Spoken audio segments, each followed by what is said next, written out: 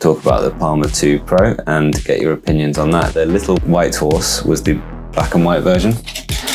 And here's the black and white Palma 2 here. The little color horse was what they called the P6 Pro with color. And leaning up against the P6 Pro with color was a little stylus. And it just says, you know, write as well. And it could be interesting. I mean, don't hold your breath for that stylus being absolutely amazing, because they're not amazing on the Go 7. And I don't feel like they're gonna have done some real wizardry and made it as good as the Tab X C or the stylus, the USI based stylus on the Remarkable Move. I don't know if they're going to be able to get it to be that good. But if it's there, if it enables you to write your shopping list and stuff on your phone, then I applaud it. I haven't seen what cases and things, you know, and it's a large stylus that they're going to be putting on that P6 Pro. It's like as big as any other stylus. So is there going to be a case that, yeah, okay, it could possibly just about fit, you know, in the corner of a case maybe, but then it makes your phone that little bit wider, doesn't it, in your pocket and everything like that. So I don't know whether, but look, it shows they're listening. One of the questions I always get when I show off the Bigme HiBreak, when I show off the Boox Palma, is people say, oh, cool, is that going to have a stylus with it so you can write notes on it? Here's a gentle warning though. I went into e-ink devices to reduce the amount of lab books, notebooks and journals and now I have the same amount of e-ink devices. Slippery slope, Sam, isn't it? Can relate to that as well, yeah. It's bad, but kind of a nice problem, yeah. It is a nice problem. There's something nice about them. And this is why that's why I'm so enamored with this at the minute. I'm so pleased with it. And the terminal and the little seed things. I'm kind of liking that more e-ink is kind of like, it's still expensive, but like the bistable, you know, I haven't even charged that yet. And I've done so many different photos of it. Let's do another one. Let's do Palma 2 and the Bigme next to each other for this last little section, or even let's put all three of these on a photo together. Let's do a landscape one, shall we? That'll be fun. Get it right. So you take a photo. Were you like me? Were you like, oh, I've never seen Spectra 6 in person, and you just want to see it? You know, that's one of the things you definitely don't buy just for that curiosity. But let's grab this. When I first got this out of the box, I was like, oh, it's not working, that's annoying, it's not working. It turned out that I was just tapping the wrong corner because it's the bottom right when it's in landscape. So again, I don't know how much you saw of this last time. You just go Reflection Frame app, add photos, click the photo you want, done. Now I'm gonna have to rotate this, aren't I? So that's something I haven't actually, is that, there we are, rotate. And that rotates the thing. There you go, there's horizontal, there's landscape and portrait at the bottom there. Just give it a bit of extra brightness each time, just because the e-ink comes out quite dark. And it's ready to tap to print. There we are. Little noise, little buzz, just like any tapping on a pay situation.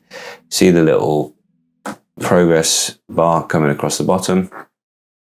And here it goes. You know, I do think that these things are things of the future. And this is like, it does look, when you're this close, it does look reasonably pixelated, but it does also, when it's across the room, it looks just like a real photo. And that is what you need really. And it looks better if you are interested in displaying, like, you know, quite maybe some abstract color art or something like that, then it is really good. You know, that one's come out quite grainy and dark still. I will give it that. It isn't perfect, but it is really, I think it's really quite cool. Let's do the pixel peeping thing then, so that you really know. And I've got the full video on this, so you can see it in your full glorious 4K. So right up and close, you see it does look a little bit. That's the dithering that you're seeing there. It's not absolutely perfect, but it will get better.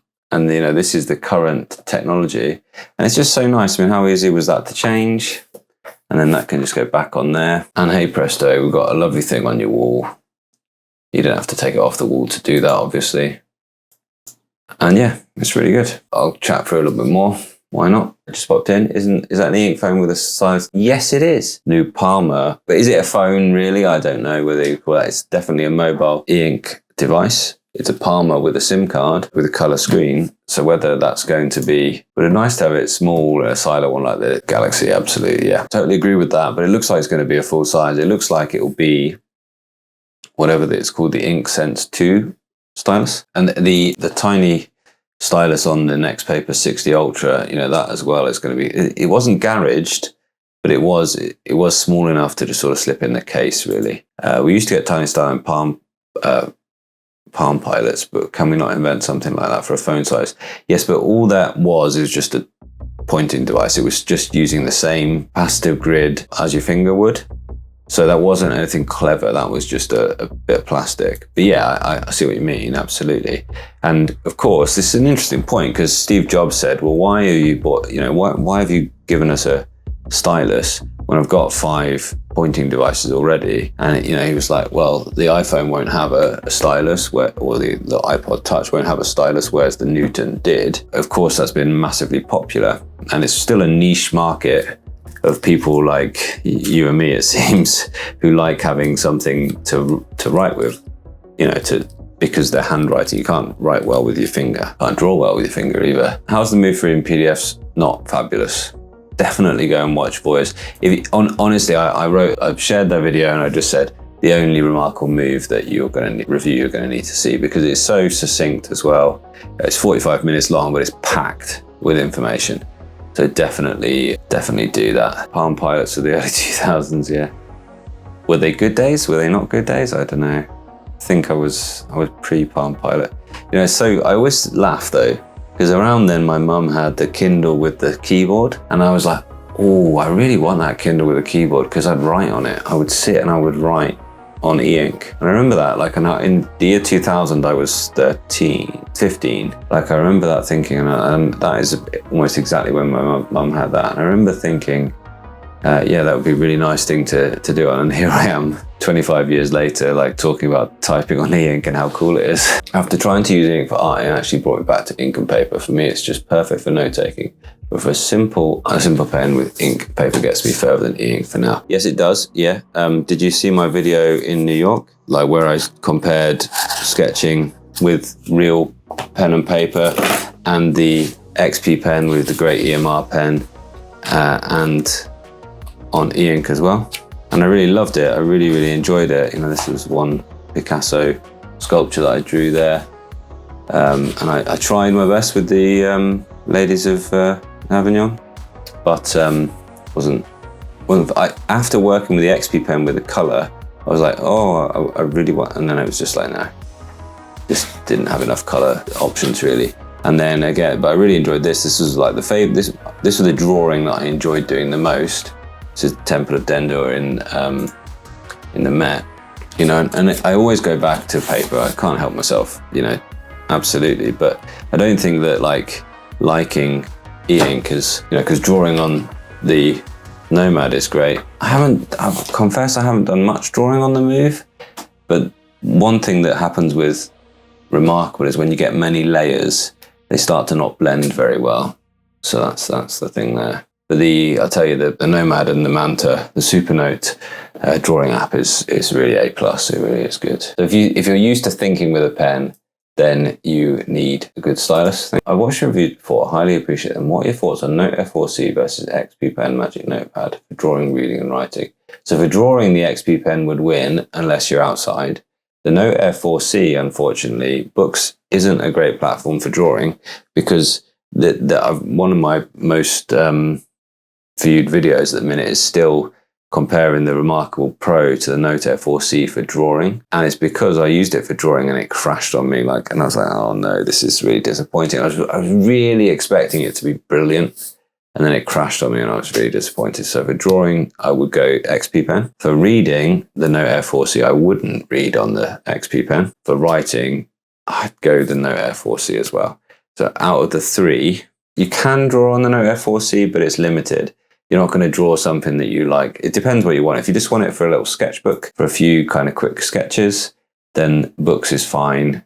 But if you want it to make a real piece of art, then the XP Pen is fabulous. It really is good. Miss the Palm Pilots. Yeah, one thing that I like about this, do you remember the Nokia communicator? One reason why I'm still really liking the fold and the whole fold concept is it reminds me of the Nokia communicator. Remember that? The little emailer? My dad had one and I was like, they are so cool, Dad. Like he had the first one, then the color one. And it was just like, you know, like a big chunky phone, and then opened it out and you could write emails and stuff. Really cool thing. Who remembers the Nokia communicator? Who had one? Palma 3C, or whatever we're calling this, at least Tab X C quality pen input is going to be an overwhelmingly better value device than the RM Move. You love it when Jay drops in and drops a massive hot take like that. Yeah, this is the thing, Jay. I've been thinking about this a lot. Does it come with the same quality as the Tab X C in terms of the stylus? Does it come with this quality?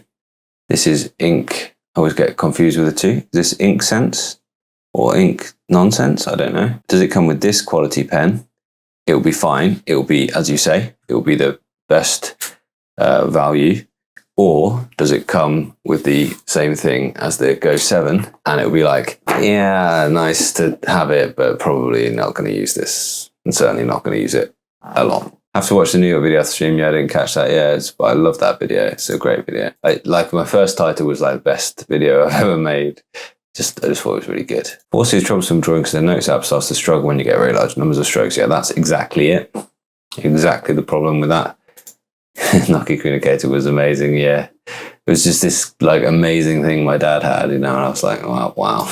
Cracking thing, wasn't it, that Nokia communicator? What an amazing thing. Can't remember what I did. I used to nick it off him and do things that, I probably wasn't just Snake on the outside screen, was it? But like, did something with it. Maybe sat and wrote on it or something. What would you read more, in the HiBreak Pro Color or the new Palma? Well, I would end up, or the new Palma.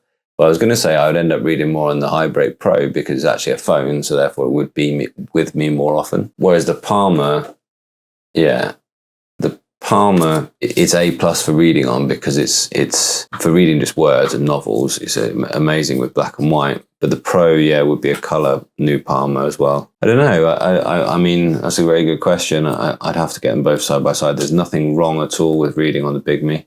It's really quite good. I just wanted to say a little bit more about these three, actually. And that is that it's an interesting kind of point we're at with it here. These three are the three compelling mobile devices at the minute, the Bigme and the Move and the Palma. And it seems like, well, they're now on a nice little spectrum, and understanding things, it's nice to put them on spectrums. And over here you've got real phone, mobile communication, good e-reader.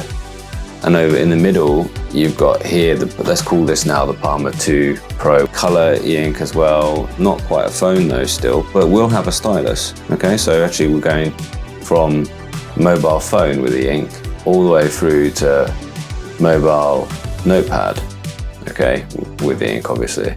There's never going to be, Remarkable aren't going to put 4G in it anytime soon. It's not going to become a mobile phone from Remarkable. I would still be interested to see what a Remarkable mobile phone does actually look like though, incidentally. So it would be an interesting thing, Remarkable. How would you do a phone? Do your market research on that one, because it would be a cool thing to see. There's this interesting kind of spectrum here, isn't there? Okay, let me know what you think about that. Which one would you buy out of these as well? Let me know what you think about the Palma with the pen. Yes, I think the new stylus is InkSense Plus. Sorry, Sylvia from Boox says that pen inputs have been improved based on user feedback, so we'll have to see. That would be really cool to see if it's better. It would be lovely to see. The Nokia communicator was such a cool thing. And they made two, and I was always like, why didn't they make any more of these? Like, because they're really cool. This is what they look like.